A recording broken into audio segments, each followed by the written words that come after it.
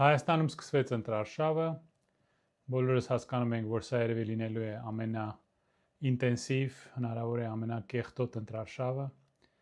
վերջին տարիների պատմության մեջ, քանի որ այս հանցագործ ռեժիմը ցանկացած ձևով ամեն ինչ օգտագործելու է, որ վարքաբեկի պարոն Կարապետյանին եւ Հայաստան դաշինքին եւ ուրիշ ընդդիմադիր ուժերին ցանկացած ձևով իրենց վարքաբեկելու է։ Ինչ կոճակները փորձում է մարդը սխմել։ Նախ անցավ իր այդ հին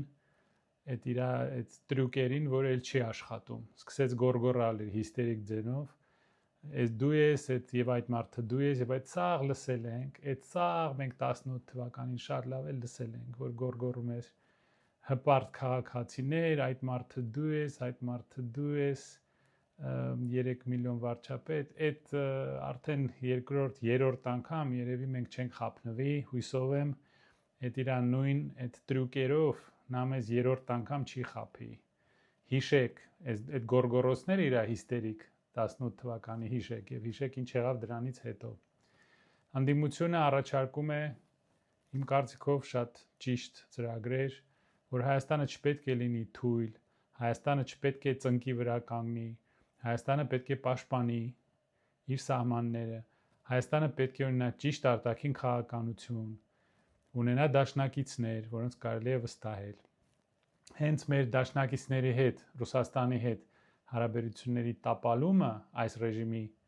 առաջի տարիներից, հենց դա էլ մեզ անպաշտպան թողեց Ղարաբաղում։ Ռուսաստանի հետ հարաբերությունները վատացնելով, Ռուսաստանից հեռանալով եւ Արևմուտքի հետ ճիշտ հարաբերություններ չկառուցելով, Մինսկի խմբի առաջարկը չընդունելով, այս անձը տարավ ամեն ինչ դեպի պատերազմ եւ տապալեց, ամեն ինչ տապալեց, Ղարաբաղը հանձնեց, հետո էլ մեղրին։ Ընդդիմությունը ճիշտ թեզեր է առաջարկում, բայց տեսեք թե այս խումբը ոնց է իրեն պահում։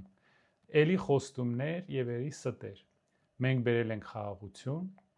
այդ խոսացել ենք սրա մասին։ 7 անգամ մեր վրա հարձակվել են սրանց ժամանակ, 3 անգամ պատերազմ ա եղել, կապիտուլյացիա են ստորագրել, ասում են մենք խաղաղություն ենք բերել։ Մի ուրիշ երկրի ղեկավար գտեք, որը կապիտուլյացիան, պարտությունը եւ ծնկի գալը ներկայացնում է որպես ձեռքբերում եւ խաղաղություն։ Մի ուրիշ երկրի ղեկավար գտեք, որ այսպես խոսա։